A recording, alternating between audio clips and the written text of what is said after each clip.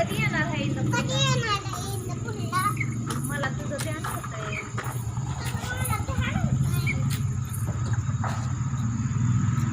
सावली सावली मी पण फसली होती.